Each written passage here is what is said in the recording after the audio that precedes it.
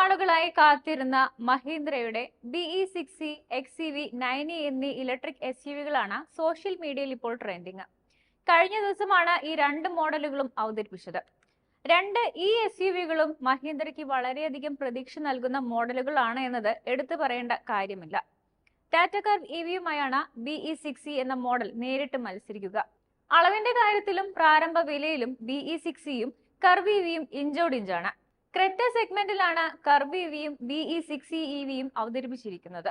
അതിനാൽ ഹ്യുണ്ടായി ക്രെറ്റയുടെയും മറ്റ് കോമ്പറ്റേറ്റീവ് SUVകളുടെയും അളവുകൾക്ക് സമാനമാണ് ഇവയുടെയും. കർവ് EVക്ക് 4310 mm നീളവും 1637 mm ഉയരവും 1810 mm വീതിയുമായിട്ടാണ് വരുന്നത്. കൂടാതെ 2560 mm വീൽ ബേസും 500 ലിറ്ററിന്റെ ബൂട്ട് സ്പേസും ലഭിക്കുന്നുണ്ട്.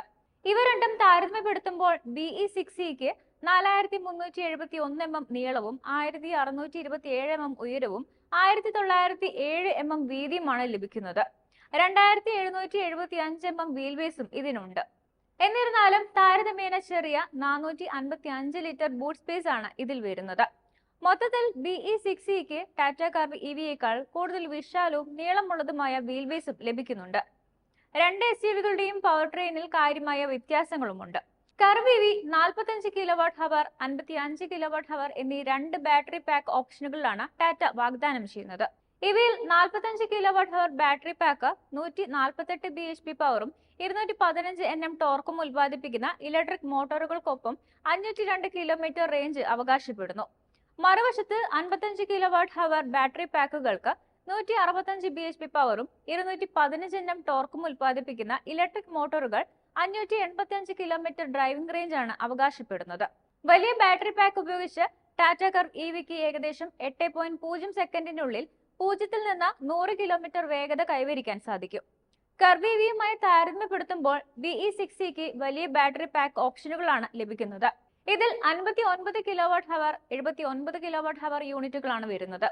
59 kWh ബാറ്ററി പാക്കിന് 221 bhp പവറും 380 Nm ടോർക്കും ഉൽപ്പാദിപ്പിക്കുന്ന ഇലക്ട്രിക് മോട്ടോറുകൾ മഹീന്ദ്ര വാഗ്ദാനം ചെയ്യുന്നു. ബാറ്ററി പാക്കിന്റെ റേഞ്ച് ഇതുവരെ വെളിപ്പെടുത്തിയിട്ടില്ല.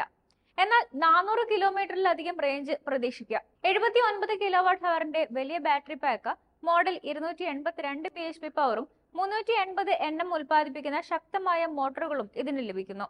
മികച്ച 680 km സെഗ്മെന്റിന്റെ വളരെ ആകർഷകമായ ഡ്രൈവിംഗ് റേഞ്ചും ലഭിക്കുന്നു.